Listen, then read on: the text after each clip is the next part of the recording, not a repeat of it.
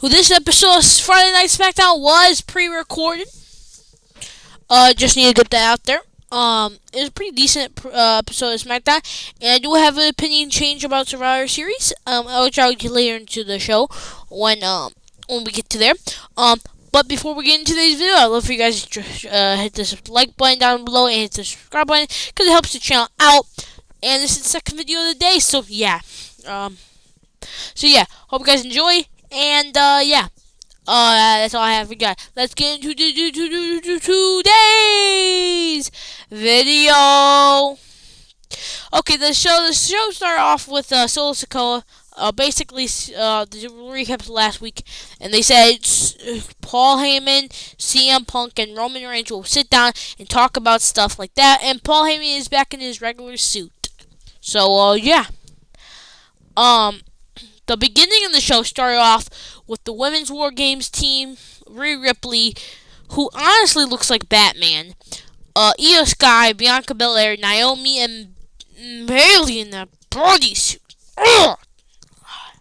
Anyway, Rhea started out saying, obviously you guys can tell that we don't really like much of each other, but you want to know why we're staying here?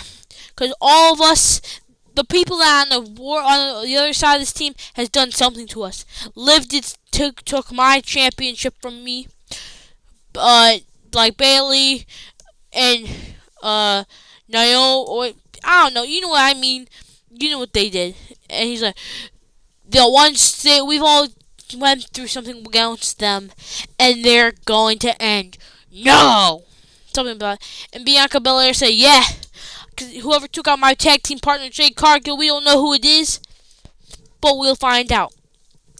And Rhea said, I can't wait to get my hands on Liv Morgan. Liv, you suck. And Bayley I forgot, Naomi was saying, yeah, Big Mama. Big Mama's crazy, I'm not gonna lie. Io said, we're gonna destroy you. Bayley was talking a lot of trash thing and saying stuff about how Nia Jax has been I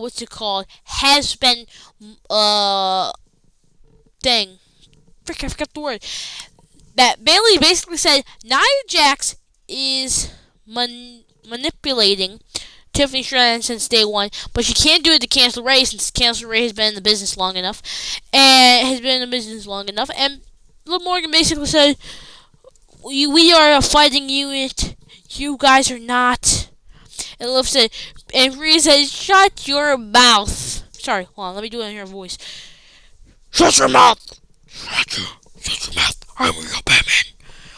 And I will save you. Rachel, I will save you. My bad. She said, Liv, we're tired of you. Stop talking. And she said, you're right. Rhea said, we are going to be and Liv said, we are going to be in the cage together. You're right, Rhea. But then I'm going to finish what I started when I took your title after WrestleMania. And Rhea said, I can't wait to fight. And they started brawling and stuff. Obviously, security guards went to the ring. Yeah, it was a whole brawl. Women's War Games match. Can't wait. It'd probably be better than the men's in-ring match in general. But yeah. But next up was Andrade versus Shinsuke Nakamura. Now let me tell you, Shinsuke's new entrance theme song, entrance in general, slaps. I loved it. Now, usually when they mess with Shinsuke Nakamura's music, it's not good. They did a remix version back in like 2018 with the lyrics trash, so they had to go back to the old one. But this one, it's good enough because they used his old one, but it has like new beats to it and stuff like that. It's good. And how in his new dark Sith, he looks like the Emperor. He looks like a Santi said he looks like a Borderlands forget the game called, but you know what game I'm talking about.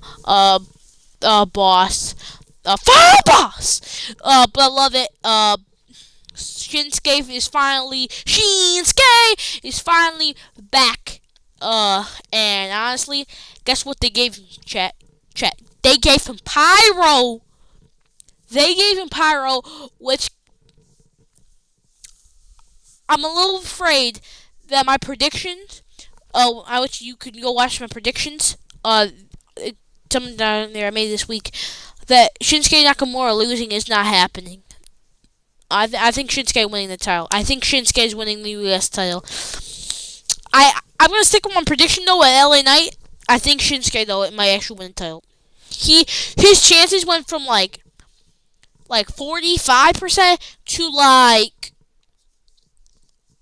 95% chance of winning that.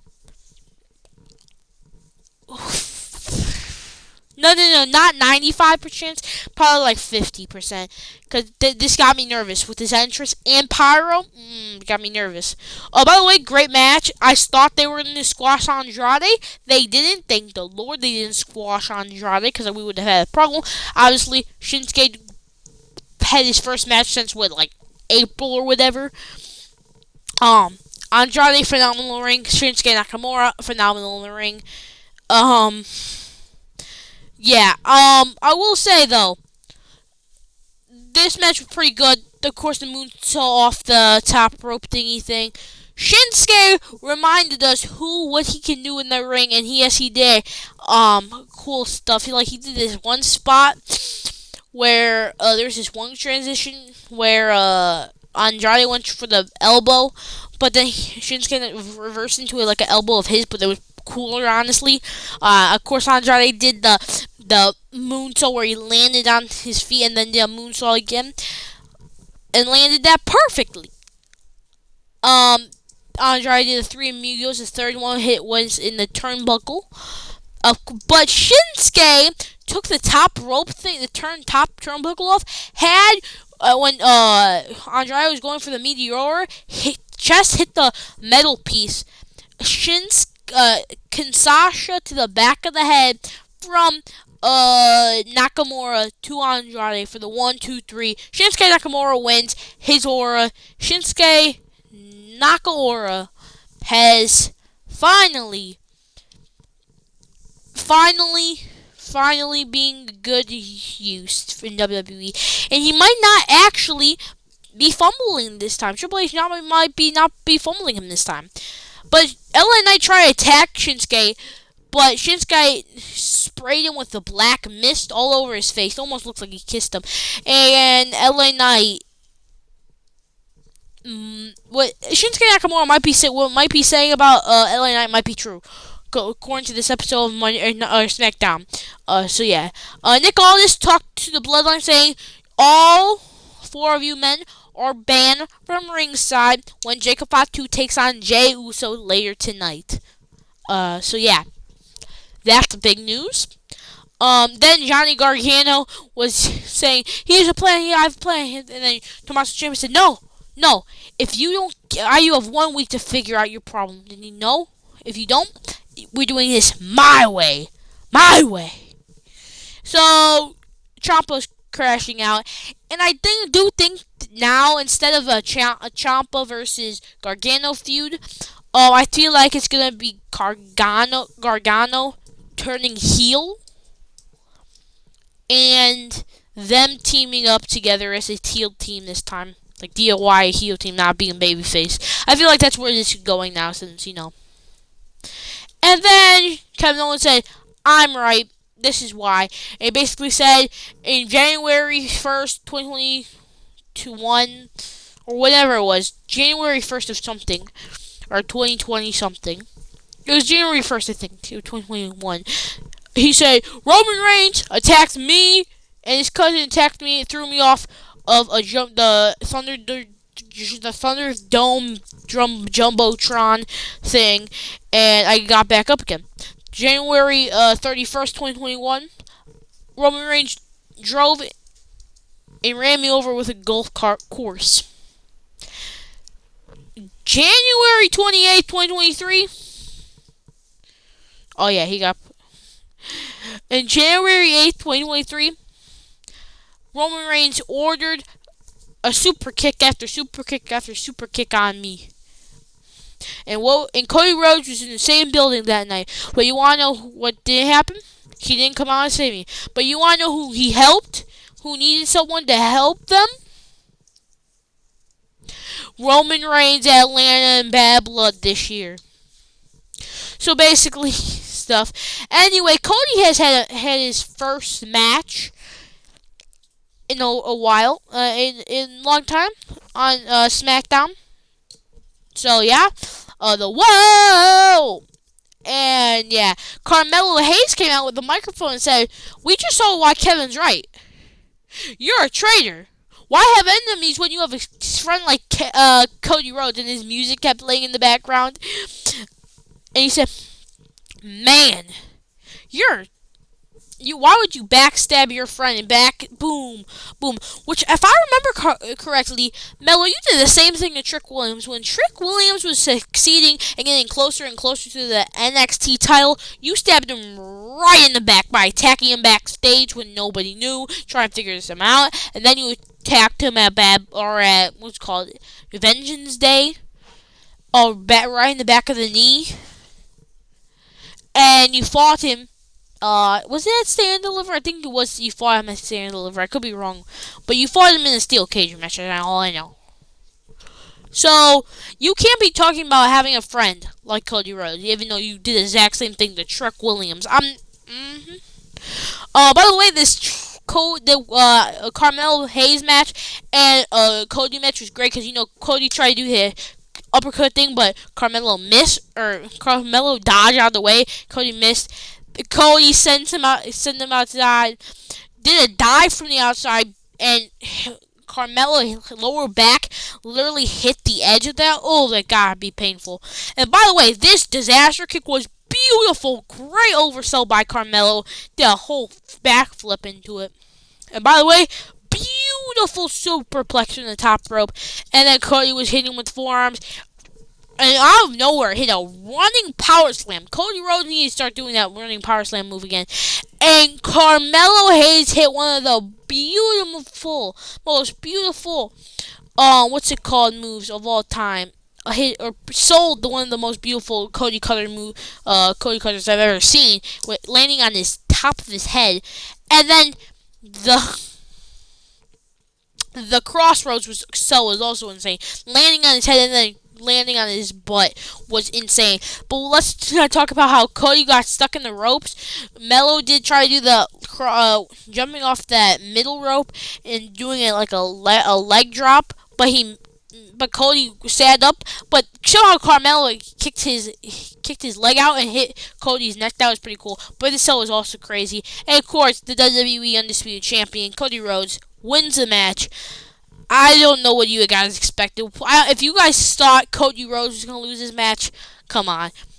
I think 99% of people thought Cody Rhodes was going to win this match, and they're right. He's the WWE champion, and Carmelo Hayes is currently not a champion. He's also not in the main event scene. He's in the mid-card scene, so yeah.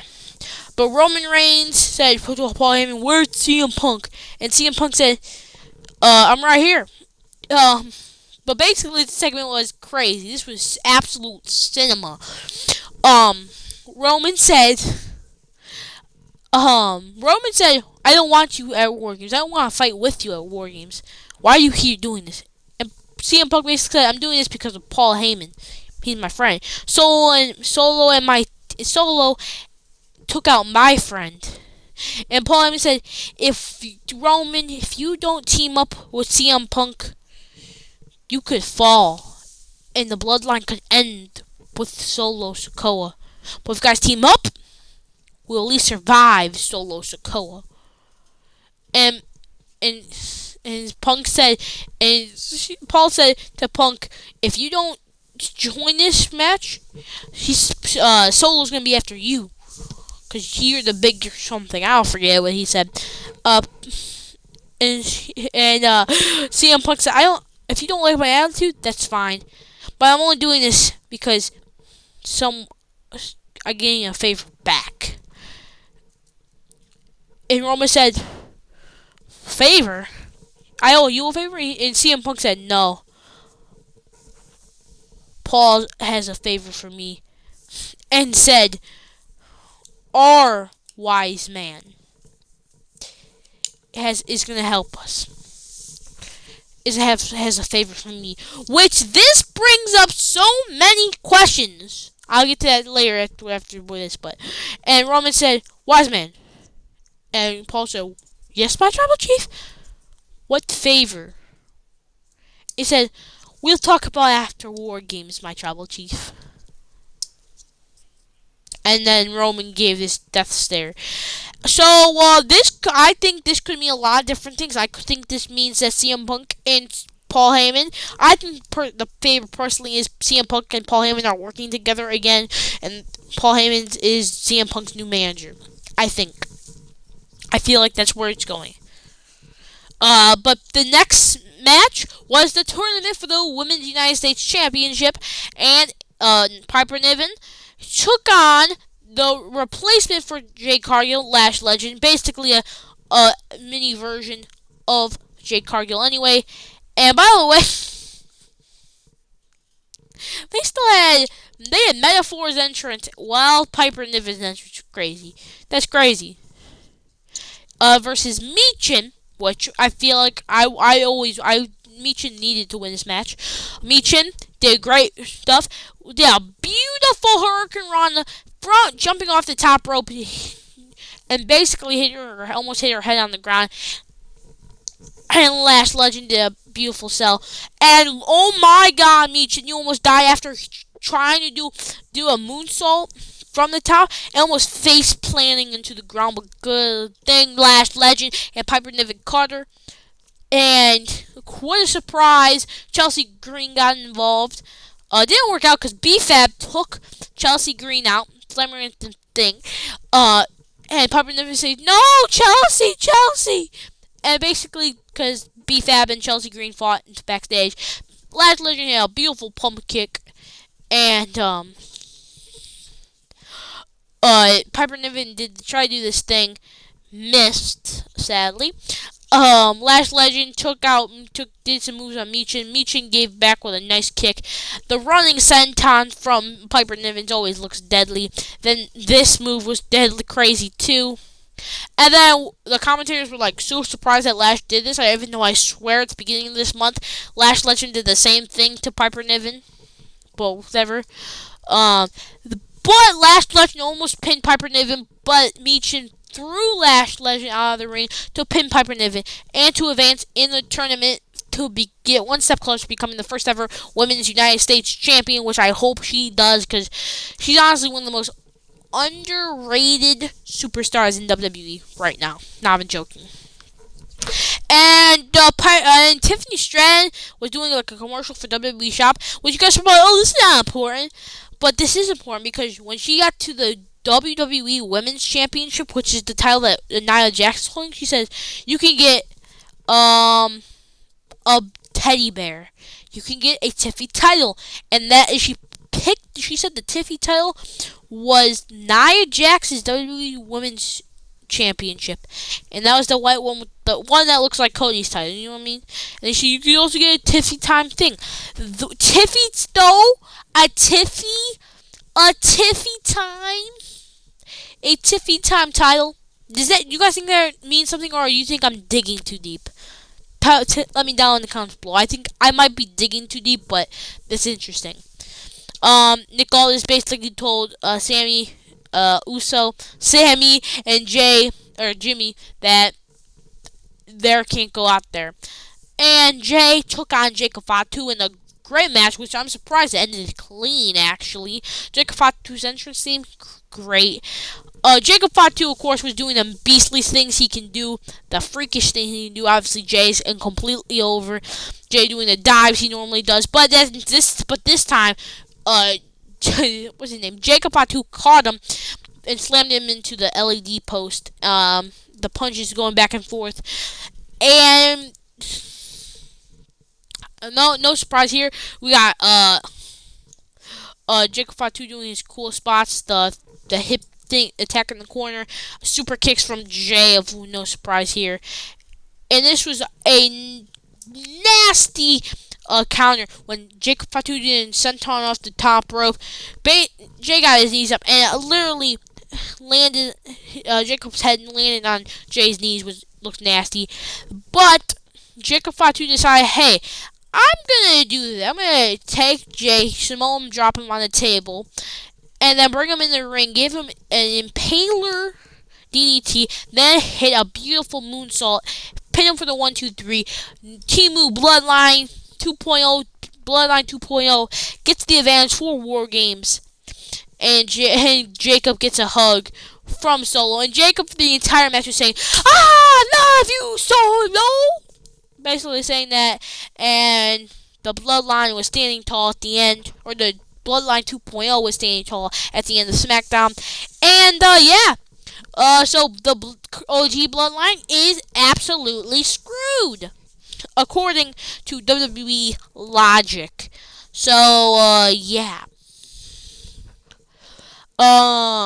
Hopefully, I'm saying hopefully, OG Bloodline wins War Games, because I just feel like that's how it should go.